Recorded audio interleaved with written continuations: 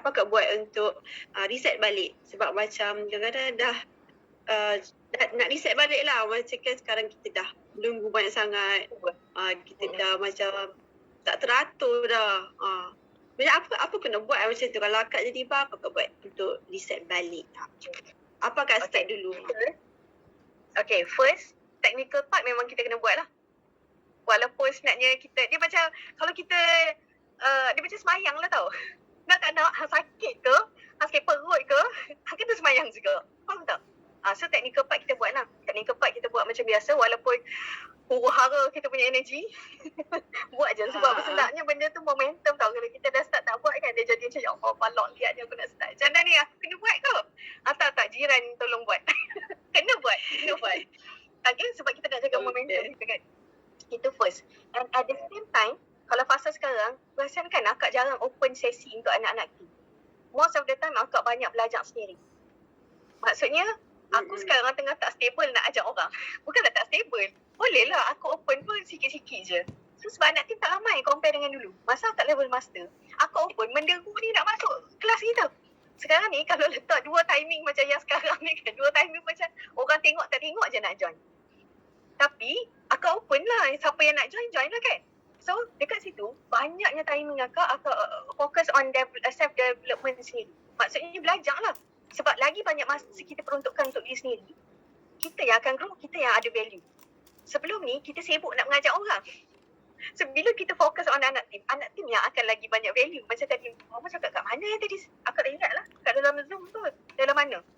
Dekat group Stokis Mama dia cakap. So lagi banyak kita bagi tumpuan dekat anak tu akan grow kan.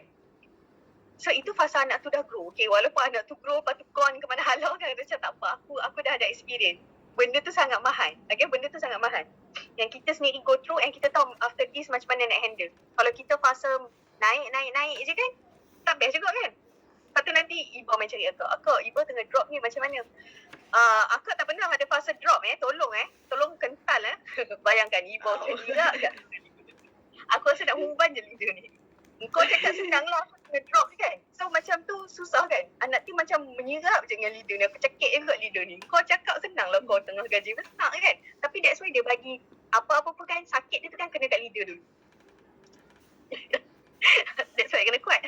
Leader lah kena. So masa kes COVID tu, akak rasa yang family akak kena tu, masa tu memang kes tengah naik. Kan lepas raya kan, masa raya, sebelum raya, kan musim puasa tu kan orang buka lagi bazar Ramadan. Diizinkan untuk buka bazar. That's why after raya tu semua COVID naik gila kan. So family akak kena time peak timing yang ramai semua orang pakai kena tu. Sampai tak cukup oksigen lah kan orang nak bagi dekat pesakit. So bila mana time tu family akak kena, after that dah settle kan, few months after that kan still ada lagi. And anak-anak tim pula banyak kena. Seorang-seorang start family kat Izzah, lepas tu start family kat Ili, lepas tu siapa dah lagi, few lah anak tim. Semua pakai dah aku jadi doktor apa. Sekejap gila ada yang dia PM. Syazana, hari tu kan family Syazana kena macam ni Syah. Ibu bayangkan kalau family akak tak kena, akak tahu kau prosedur dia. Anak tim tanya macam mana? Sorry, kau tanya KKM, tanya aku kenapa? Faham tak? That's why dia bagi akak sakit. Tapi pasal tu akak tak sakit pun. Okay, satu benda yang bab keyakinan masa saya dapat call tau. Saya dapat call daripada KKM. Dia beritahu kata saya, nama saya tersenarai yang kena COVID tu kan. Kau tahu tak saya cakap apa? Sumpah aku tak percaya. Bukan in denial tau. Bukan in denial. Ini saya cakap terang bukan in denial. Sebab masa tu kebetulan memang saya sihat. Fully sihat tau. Fizikal saya memang sihat. Ya Allah, makan bertambah-tambah. Cumanya, yelah kita kuarantin je lah. Dah dia cakap kan, tapi dah lah tak keluar. Surat tak yang lawaknya, yang negatif tu dia bagi surat pula. Surat walaupun secara online PDF. Yang kena dia tak bagi. Korang rasa aku nak percaya? Sebab saya ada isu trust sikit lah dengan KAM masa tu. Dia macam berharap kan ramai yang kena. So dia punya ni tak proper way sangat. Dia punya kerja tu. So that's why dekat situ saya tak percaya. Satu hal sebab saya punya fizikal tengah elok masa tu. So macam lah tak kau. Kisah pula aku. Tapi aku quarantine je lah sebagai tanda rasa tanggungjawab kan. So that's why lah bila kita tak yakin dengan apa orang cakap kat kita. Walaupun orang tu judge kita, weh hang ni kena COVID tau. Okay. Kan. Tapi kita tak percaya. That's why bila kita kat sini kita tak terima, kita block mind kita daripada terima apa orang cakap kat kita. That's why saya okay je untuk orang cakap bangun buat live apa benda semua. Sebab masa tu memang saya sihat. Cuma ni orang takut je lah kot dah dekat sebab pakai gelamping. kalau macam, okay, back to soalan Iva tadi, apa yang akak akan buat? Selalunya, okay, kalau macam fasa sekarang adalah fasa yang akak drop balik tausiah. So apa akak buat? Banyaknya masa akak akan spend untuk sama ada beli buku baca ataupun tengok YouTube channel. YouTube, orang cakap, yes, tengok jugalah benda-benda ngarut tu. Maksudnya menyanyi ke, dengar lagu ke kan. Macam rasa macam nak dengar Hindustan lah hari ni. Hari ni macam nak dengar lagu Spider, lagu Siti Nurhaliza ke. Aku buka je. Okay, tapi awal-awal tu kadang-kadang subuh-subuh tu akak suka belajar time-time yang gelap-gelap tau. Subuh ke tengah-tengah malam tu dia macam tenang sikit tau. Ikutlah situasi yang kita suka kan.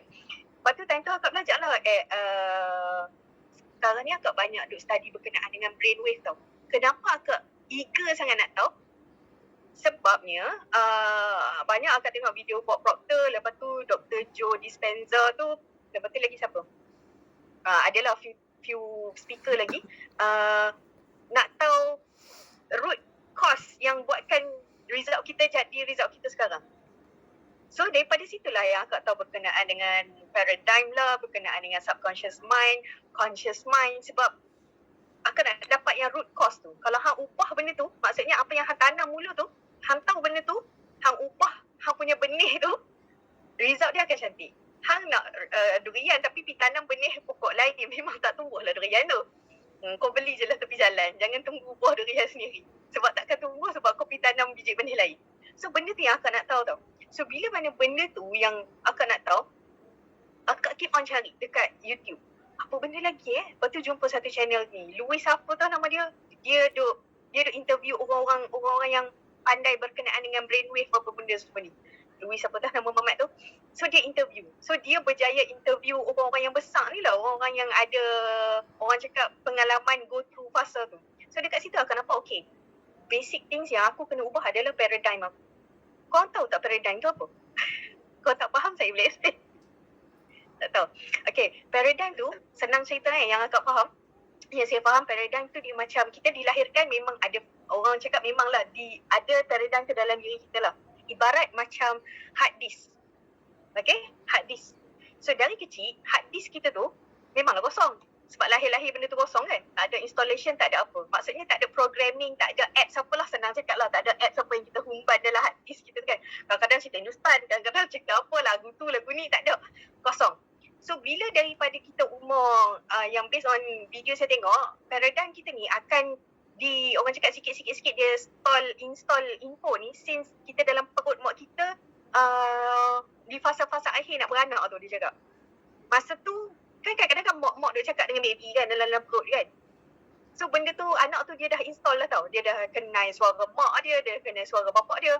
So dah dilahirkan kat dunia. Sampai umur 7 tahun, apa yang dia install dalam hard disk dia tu, benda tu yang akan bagi impact dekat life dia. Okay, maksudnya sebab masa tu kita, masa budak umur 0 sampai 7 tahun, dia tak ada conscious mind. Dia dekat alam imagination punya level. Dia orang cakap kan, sekejap lah kita lukis. Sekejap akak lukis. I'm gonna share screen sekejap. Muka saya korang tak nampak kejap ya.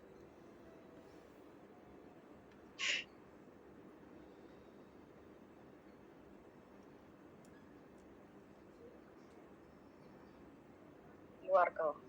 Sekejap.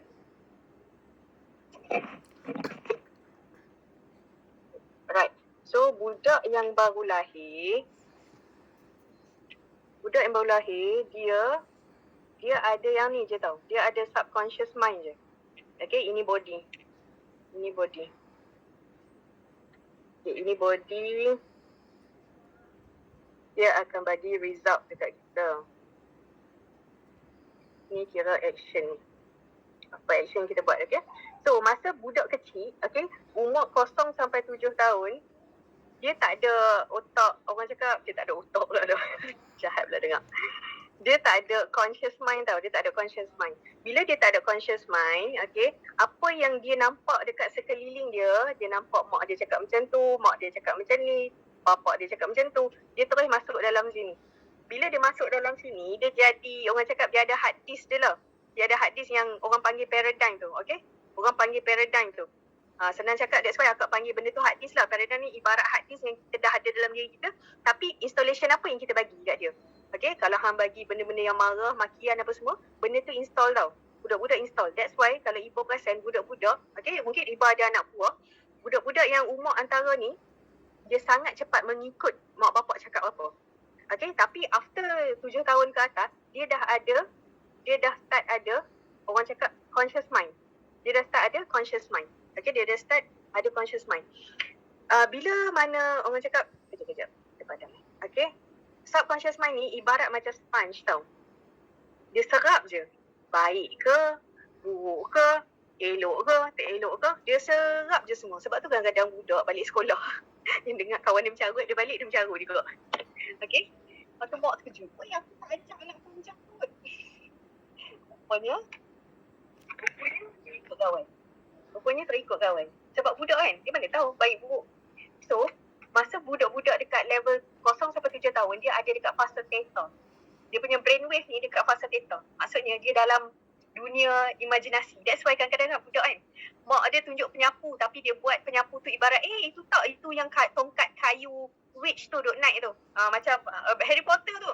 Dia punya imagination kuat tau. So budak-budak dekat brainwave dia dekat fasa theta. Masa 0 sampai 7 tahun tu. Dia punya imagination tu kan. So kita nak sampai dekat fasa theta tu ada 2 timing je untuk kita ubah paradigm kita tu. Sebab kan dari kecil, bayangkan ibu handphone kita yang kita dah lama install macam-macam apps pun, dia akan ada new updated kan. New update kan, kita kena update kan. Bayangkan kita punya hard disk tu, kita tak delete, kita tak apa, bersawang daripada kita kecil sampai kita besar. Ibu rasa dia mesti ada lagging, dia mesti ada problem. Dia, boleh faham tak? Kan? So bayangkan daripada kecil, ibu punya paradigm tu tak di-update. Tak dia update daripada kecil kan. Kita dah lah ada benda yang kita install, kita tak tahu install mengarut apa benda, tak tahu kan. Kalau kita ada hard disk ni pun, kita macam ada benda yang kita nak delete kan. Storage sampai ni penuh dah ni, nak meletup dah ni. Tapi kita punya sayang tak mau buang. So ibarat ni paradigm kita macam tu lah, senang fahamnya. Okay, setakat ni jelas tak Iba berkenaan dengan paradigm? So paradigm tu lah yang control 95% paradigm tu. Kenapa kena ubah? Sebab 95% of our life dikontrol oleh paradigm tu. Paradigm tu ibarat program yang kita dah install. So bila mana paradigm kita baguslah outcome-nya sebab dia yang control kita. Setakat ni jelas tak? Macam boleh. Boleh faham? Sebab bayangkan boleh. Kita install benda yang tak elok, kita install benda tak elok. Kita install habit yang tak elok. So, bila mana habit yang tak elok, dia control 95% of our life and sama dengan result kita hari ni. Contoh, kita malas, kita bangun lambat lah benda kan. So, result kita akan tak cantik kan. Sebenarnya salah kita ke? Salah kita je sebab tak ubah paradigm tu. So, akak cari cara macam mana nak aku nak ubah, aku nak reset balik lah paradigm aku ni.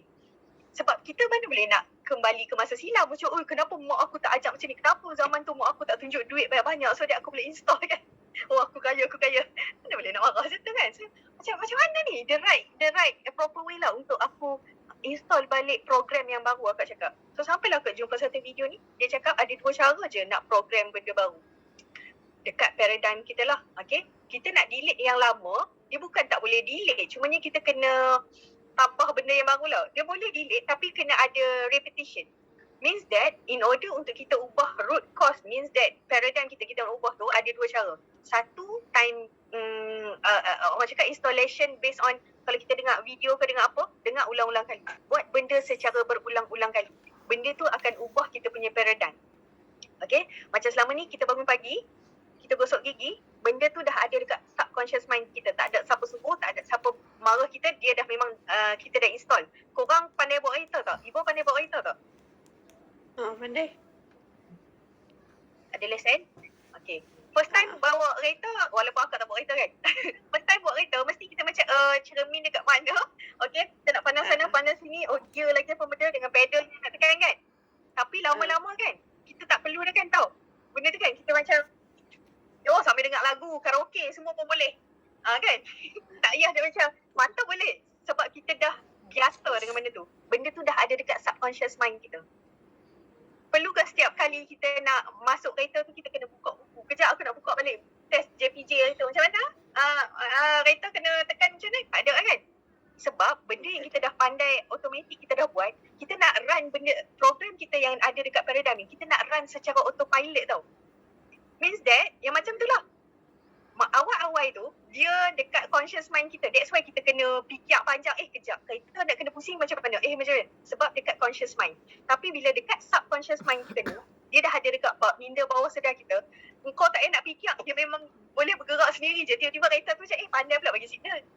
Sebab benda tu dah ada subconscious mind kita. Maksudnya dia dah program dalam diri kita. Selagi dia tak program dalam diri kita, benda tu yang bagi kita delay tu. So benda tu dah program. So in order untuk kita programkan program yang baru dalam subconscious mind kita tu, ada dua cara. Dia cakap satu, kadang-kadang ada orang ni dia berlaku trauma yang sangat dahsyat lah. Tapi takkanlah kita nak tunggu trauma dahsyat tu baru kita nak ubah kita punya ni kan. Contoh macam dia bagi macam tsunami ke. Dan tsunami happen, terkejut kan. Benda yang shock kan, terkejut kan. So benda tu boleh ubah paradigm orang, dia cakap. Tapi benda ni jarang-jarang berlaku and kita tak boleh control. So next step is nak ubah paradigm is through repetition. Apa yang kita buat repeat. Sama lah kan macam bawa kereta kan. Repeat kan banyak kali bawa. Kau setahun sekali bawa kereta. Kan repeat kan. Through repetition tu yang buatkan dia masuk dekat minda separa sedar kita. Jelas tak? Jelas. So nak ubah paradigm ni kita boleh. So nak ubah paradigm ni sebenarnya kita boleh. Kita boleh tapi kena through repetition. That's why akak bagi task dekat anak-anak team untuk buat live selalu. Sampailah korang rasa tekan button live tu macam celah gigi je. Mana filter? Filter dulu cari. Mana filter tak tahu. Dulu nak tekan live pun cuba. Sekarang macam celah gigi. Sampai orang pun macam amazed gila dengan kita. Sebab kita dah biasa kan. Dulu macam tergedik-gedik juga kan. Macam aku nak cakap apa. Sebab benda tu ada dekat conscious mind kita lagi. Tapi bila once dia dah install dalam diri kita, that's why kita buat tanpa perlu fikir. Prof Muhayya dia pernah cakap macam ni tau. Okay, cuba saya bagi macam ni. 4 kali 2 bahagi 3, darab 4 dah tolak sana, tolak sini. Kita jadi macam, kejap lah aku tak sempat nak kira. Aku bukan budak pandai matematik. Kenapa kita lambat kira? Sebab benda tu dekat conscious mind kita. Minda sedar kita, dia works dia, orang cakap dia bergerak lambat daripada minda separa sedar kita. Dia slow lah. Orang cakap kalau kelajuan dia slow. Compare dengan conscious mind kita ni sangat laju. So, dua cara tu lah. So, that's why yang akak pernah cerita, akak tak sure lah, ibu pernah dengar tak, yang akak cakap akak dalam fasa nak hafal Al-Mulk dengan Al-Waqi'ah. Ada 1 tahun tu. And through repetition, akak tak tahu benda tu akak dah buat tau. Through repetition, akak sebelum tidur, akak akan pasang surah-surah tu sebelum tidur, sampailah orang cakap sampai terlelap lah. Sampai esok pagi je kadang-kadang. Memang dah diam senyap sunyi lah. Sebab dah habis pendek je kan. Tapi kita dah right dah dulu, dah mana hala dah dulu kan. Tapi bila akak keep on dengar, tapi bukan keep on dengar je. Tapi of course lah sebab nak mengaji kan. Kita tengoklah tajwid betul kita, sebut betul kita kan. Tengok jugalah Quran. Tapi bila kita keep on dengar, kan dia kan ada melodi dia kan. Kita pilih qori yang mana baca. Automatik kita pandai baca ibu. Orang buka kan macam kejap. Tapi sebab masa tu akak hafal 2 surah sekali. Lepas tu jadi ni Al-Mulk kan aku confused. Tapi sampai sekarang boleh ingat tau melodi dia. Kalau orang intro sikit kita boleh sambung. Rupanya benda tu lah installation yang sebenar, timing yang cantik. Sebab bila once akak sambung dekat bahagian theta tu kita dah dewasa. Kita nak sampai dekat theta budak-budak tu macam mana? Yes, kita ada dekat brainwave theta tu. Okay, kita ada berapa jenis brainwave lah? Ada 5 kot. Okay, tapi yang selalu orang share 4 brainwave. Yang fasa sekarang kita semua dekat conscious punya brainwave is kita panggil beta. Banyak sangat. Benda tu beta. Yang kita tengah conscious sekarang, kita tengah hidup sekarang ni, boleh masak, boleh makan, boleh menyanyi, boleh coaching apa, ini dekat conscious mind kita panggil ni. Brainwave kita, frekuensi dia beta. So, bila mana alpha dekat fasa yang kita dah tenang. Kita tenang lah. So, sebab tu kan, kalau korang perasan, kadang-kadang orang cakap, okay, tarik nafas 2-3 kali. Sebenarnya dia nak bagi brainwave kita tu, daripada macam kacir dekat sini kan. Kita duduk tengah hidup kan. Bila kita conscious kan, banyak kan benda kita fikir. Sehari, kalau ikut yang orang sharing tu kan, yang saya dengar, 60,000 thought dalam fikiran kita. Korang rasa? 60,000 fikiran yang ada setiap hari dalam fikiran kita. Korang rasa tak gila? Elok-elok sihat jadi gila. Okay, sebab banyak sangat fikir. So, nak baginya kita tenang sikit, brainwave kita ni duduk dekat fasa alpha. Dia rendah sikit frekuensi dia. Okay? rendah, and orang cakap itu fasa yang kadang-kadang kita dah nak masuk tidur. Kita dah tenang, tarik nafas, dah bertenang. Itu alpha wave. Okay. Kemudian bila alpha nak sampai ke theta, itu fasa yang kita dah antara dunia imajinasi dengan dunia realiti. Kan theta kan tadi kan akak cakap budak-budak dekat fasa imagination kan. Dia nampak, kita nampak penyapu, dia nampak benda tu broomstick yang orang cakap witch duk naik tu. So kita antara dunia sedar dengan dunia dunia sedar dengan dunia hayalan gitulah. Antara macam mamai-mamai lah. Faham kan mamai? Dia sedap tak sedap kan? So theta lah, itu dekat theta. And dekat theta tu lah sebenarnya installation berlaku. Dekat theta lah installation berlaku. And bila akak try connectkan balik dengan ada ceramah yang akak dengar, ada ustaz ke ustazah dia cakap, bila kita terjaga daripada tidur, kan kita antara sedar dengan tak sedar. Baca satu doa ni dia cakap. Adalah benda tu tak ingat lah, few things lah, 4 ayat pendek je. Masa tu hang doa dia cakap. So benda tu time tu doa makbul. Lepas tu kita macam, kenapa macam tak faham tau. So bila relate, benda tu installation benda tu macam program lah, nak program diri kita. Okay, itu timing dia dah. And theta ni masa bila kita boleh dapat, masa kita nak tidur and masa kita nak bangun tidur. Sebab frekuensi ni kan dia ada tahap dia. So bila kita theta tu kita antara tidur dan tak tidur. Sampailah dekat delta, delta tu kita dah tidur deep sleep. Maksudnya dah khaib dah lah, dah ke mana-mana dah. Dah di alam mimpi dah lah delta tu. So bila daripada kita nak bangun tidur pula, kan kita dari fasa delta, delta naik ke theta. So theta tu lah yang orang cakap yang proses installation lagi, programming apa benda yang kita nak program tu. So bila mana yang lawaknya, masa saya hafal Al-Waqi'ah tu, mana kita tahu benda lah tu installation. Kita dengar ulang-ulang je. Gitu lah kita ingat macam, sebab aku ulang-ulang tu. Rupanya bila hang dah buka selalu tu, hang dah antara sedang dan tak sedang. Dia tengah install lah tu. That's why hang boleh hafal melodi dia. Jelas malam ni?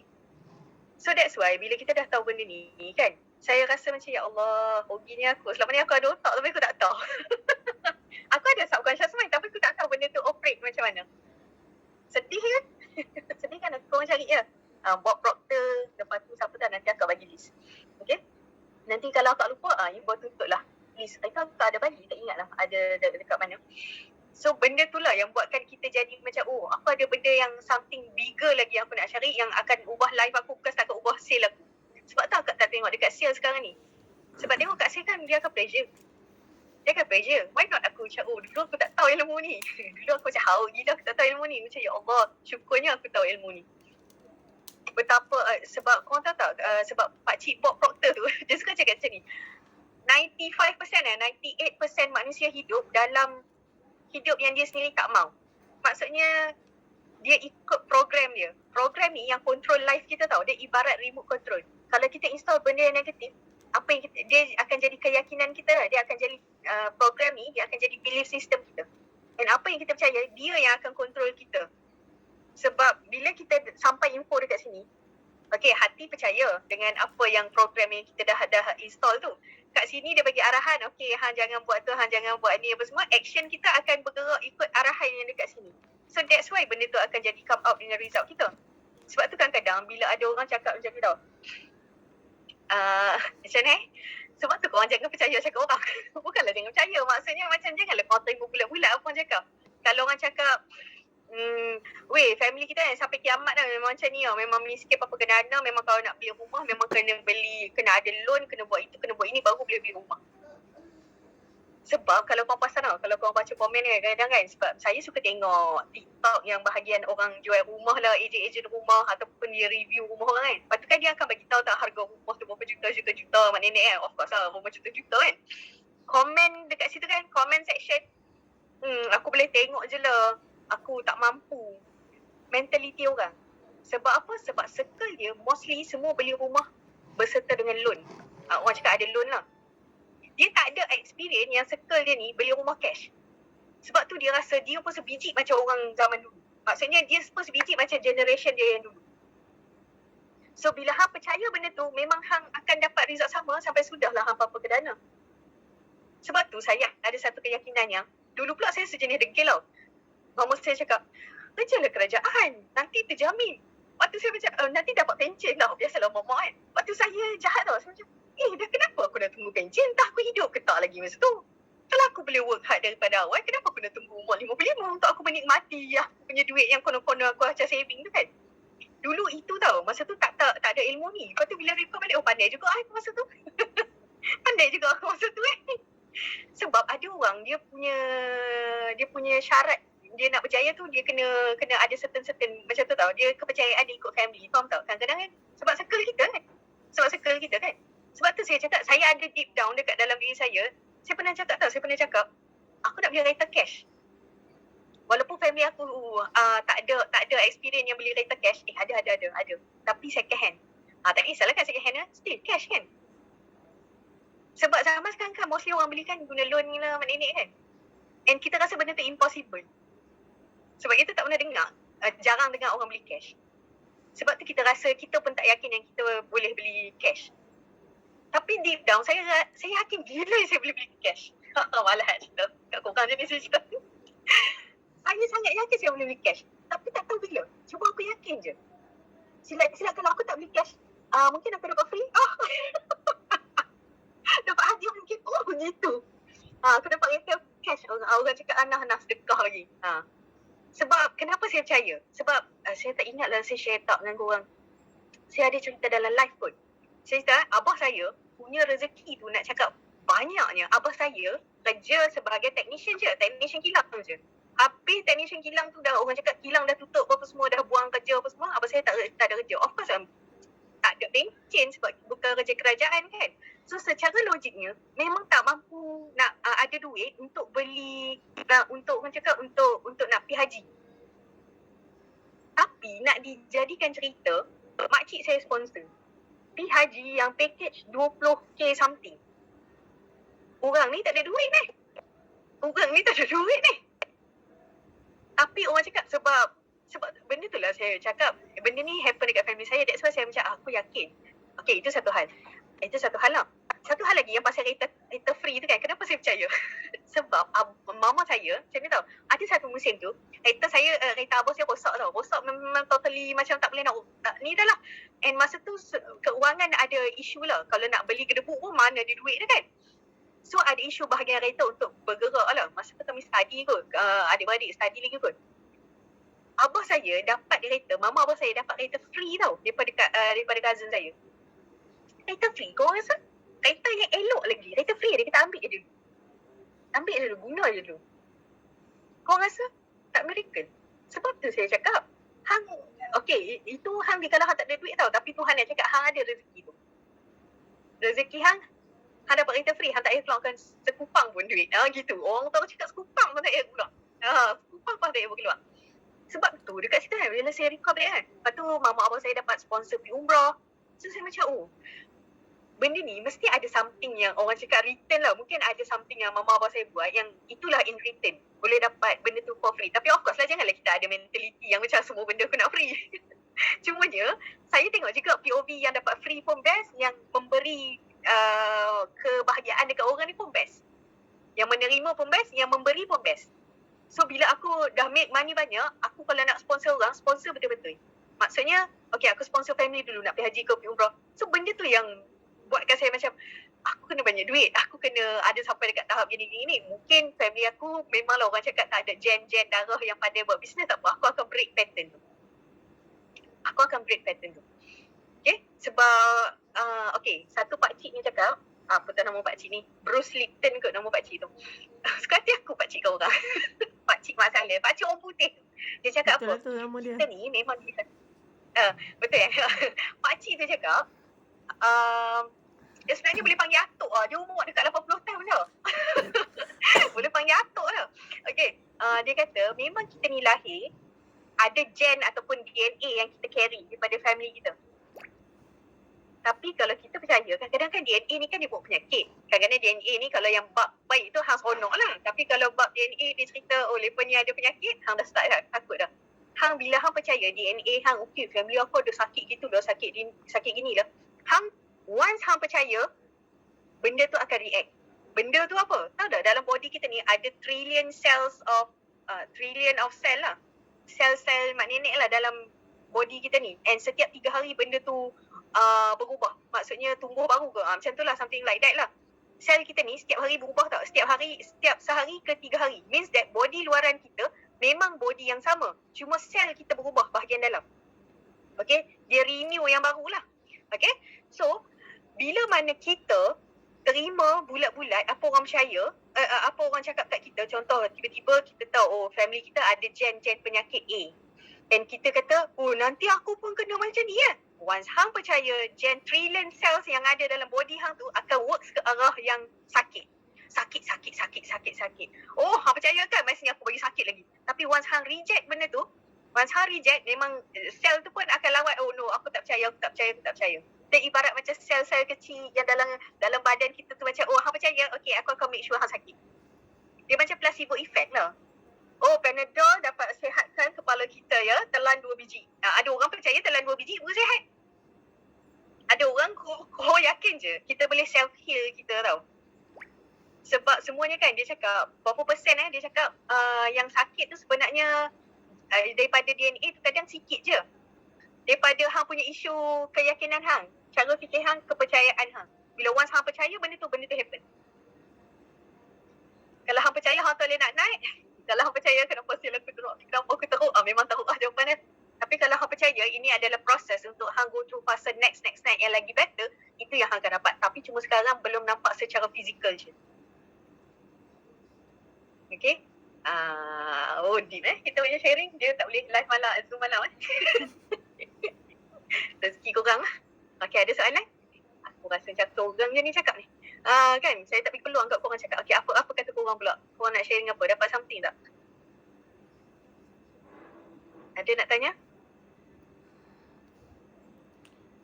Dapat. Alhamdulillah banyak juga yang akan dapat malam ni. So, macam sebab kan kadang-kadang satu yang macam Ibu cakap tadi lah, kadang-kadang kita down tu kita rasa macam okay tak apa, aku nak tarik handbrake jap, nak macam apa cakap, nak tenangkan diri apa semua kan. Yalah, betul. And then macam Syazana cakap, dia sebenarnya kita boleh tenangkan diri, tapi kita kena tahu source mana yang kita nak pergi. Sama ada kita nak layan kita punya sendu sedih tu, ataupun kita nak keep develop kita punya self, cari source untuk kita upgrade diri kan, self development kan.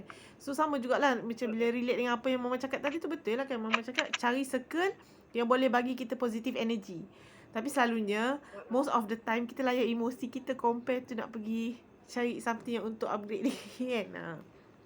So benda tu jugalah yang akan nampak kesan dekat diri sendiri kan. Bila down, bila time down tu, apa yang sebenarnya yang kita betul-betul buat. Macam akak apa yang betul-betul akak buat. Sama ada betul-betul ke akak duduk menghadap cari ilmu untuk dapatkan balik tu, berzikir ke apa, ataupun layan emosi tu sampai aku tak ada mood lah nak buat apa-apa, tarik selimut tidur lah. Dia itulah benda tu, dia another reminder untuk diri sendiri lah.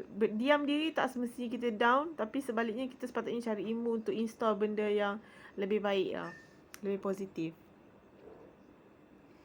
Okay.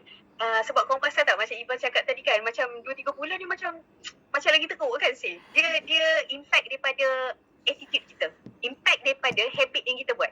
Okay, paradigm ni senang cakap, dia adalah compilation of habit kita. Habit apa yang kita buat, benda tu akan create result kita. Sebab kan bila kita keep on buat kan. Contoh macam tadi akak bagi, bawa kereta kan. Dia ibarat jadi habit lah. Kita bawa, kita dah tahu dah macam mana. Kita tak perlu fikir dah macam mana nak tekan gear apa semua. Kita dah pandai kan sebab dia dah install. Benda yang sama kita dah install bila mana kita tak mau respon dalam group. Kadang-kadang, kenapa saya bising anak-anak team tak respon dalam group? Korang tahu tak? Sehari korang buat tak respon tak apa. 2 hari korang tak buat, 3 hari, cukup 90 hari. Dia dah jadi habit yang korang akan nampak impact dia after that. Lepas tu kan tiba-tiba macam meroyan, kenapa sel aku jual? Dah kau punya habit macam tu, tak mau respon dalam group. Kita tak boleh buat apa. Faham tak? Benda tu impact. Itu salah satu impact orang cakap habit yang kecil lah, yang kadang-kadang anak anggap macam tak perlulah. Dan korang sendiri saksi kan, korang nampak sendiri kan anak-anak saya yang dulu pernah aktif, tiba-tiba hilang tak dapat upah. Tak dapat dikesan. Tak dapat dikesan. Korang rasa sebab apa? Saya scan tau, saya tengok seorang-seorang. Dulu aku ada 4 ke 6 orang anak-anak yang buat sale 10,000 ke atas. And orang cakap ada 4 ke 5 orang dah gone. 4 ke 5 orang dah gone. Adalah geli-geli je buat. Tapi kadang bukan dia buat, tim dia yang buat. Tim dia yang entah saya kenal tak kenal lah. Yang itu pun hidup-hidup macam tu lah. So dekat situ saya nampak manusia ni dia tak boleh buat habit tu selama beberapa bulan and dia dah rasa selesa. Benda tu dah jadi part of dia punya rutin harian tau. Sebab tu habit ni ada habit baik, ada habit buruk. Kalau habit buruk tu itulah, tak respon, malas lah nak berbunyi, nanti-nantilah, yelah sel tengah drop, segan lah kita nak berbunyi. Hang tahu tak kalau hang berbunyi kan sebenarnya kan hang tengah orang cakap nak build momentum untuk ke arah yang positif. Tapi kalau hang decide untuk hang nak slow down, hang tak mau be part of team, benda tu adalah impact yang hang akan nampak nanti result dia dalam 2-3 bulan ke depan. So yang sekarang kita punya result ni adalah based on attitude kita 2-3 bulan lepas. Sekian. Saya tak cakap dekat korang tau, saya cakap kat Disney. Result kita sekarang, sebab tu kadang-kadang korang ada isu trust dengan diri sendiri untuk percaya yang bulan ni kita boleh capai lebih. Sebab kita duk tengok result kita yang sekarang. Kena tahu hakikat sebenarnya result kita hari ni adalah based on tindakan kita sebulan 2 bulan lepas yang sangat konsisten. Konsisten apa? Konsisten layan perasaan. Konsisten makan cendol banyak sangat ya, kembung perut. Lepas tu konsisten macam pening lah, macam penat lah, malas lah nak study, malas lah nak buat tu, malas buat ni. Itulah impact dia sekarang. Impact dia makan masa sikit dia pedih dia tu 2-3 bulan. Sebab tu lah, that's why lah akak cakap kat Iba, akak buat yang program yang 3 bulan tu. Sebab nak make sure bila mana ada someone yang take note apa yang korang buat, okay, apa yang korang buat, korang konsisten buat and akak follow up, benda tu yang akan selama 3 bulan korang akan rasa sikit-sikit perubahan tu tau. And korang akan ada dekat fasa yang sebenarnya benda tu dah install jadi habit dan dah jadi program korang. That's why akak buat 3 bulan. Sebab tu kan kadang-kadang orang cakap kalau nak tahajud kena buat 1 hari, nak buat benda baru kena buat lebih 21 hari. Bukan sebab apa, sebab nak bagi jadi program dalam diri kita. Itu je. Bangun pagi ni yang kena tahajud apa kan? Itulah sebenarnya. Dia timing tu yang buatkan kita dah install and nak jadi program. Sebab dulu macam kenapa orang cakap 40 hari? Tak ada siapa pun explain kat aku. Rupanya bila aku cantumkan bab-bab ceramah, cantumkan dengan bab-bab sains yang orang ni duk sharing, aku faham dah kenapa. Sebab dia nak create habit baru yang boleh install dalam kita punya program kita ni. And bila program kita tu running, dia running, orang cakap dia running dekat bahagian subconscious mind. Sebab dia ada dekat subconscious mind tau. So macam bawa kereta pun kita nak fikir lebih-lebih, dia dah memang dah ada dalam diri kita. Tapi bila program kita tak cantik, kita running program tu, maksudnya kita take action based on program yang kita ada, that's why result kita macam tu. Sebab tu sekarang aku nak ubah program kau. Itu je mission dia. Itu dia mission aku. So nanti korang tengok lah video-video tu. So kalau Iba nak masuk yang kelas tu, sempat je lagi. Ni baru minggu kedua. Yang berapa kegak yang masuk tu, boleh? Nanti akak invite masuk. Nanti akak explain apa benda yang kena buat.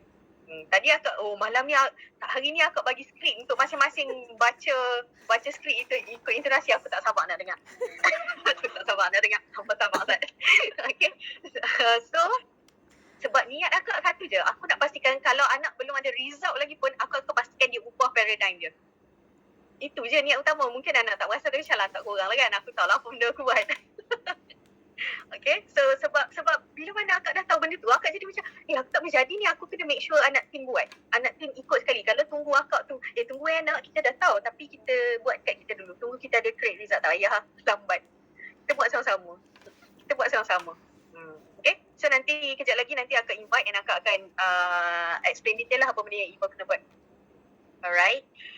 So dalam group tu memang korang boleh sharing lah, korang nak sharing apa boleh. Nak sharing ataupun orang cakap cuma dekat group tu kena rajin belajar. Akak nak marah yang ni, korang jangan malas setakat belajar dekat TikTok 2 minit tak usah sembang aku. Sebab 2 minit memanglah kita dapat, tapi macam dapat strong je lah. So better cari video panjang lah untuk kita study. Okay? Ada soalan? Tak ada. So dah tahu kan? Paradigm tu je kena ubah. Once kita ubah, program kita jadi cantik. Sebab tu kadang-kadang orang yang parents dia doktor ke, cikgu kan, anak-anak pun ikut sama kan. Most of the time lah. Sebab apa? Sebab dari kecil dia duduk tengok mak dia mengajar.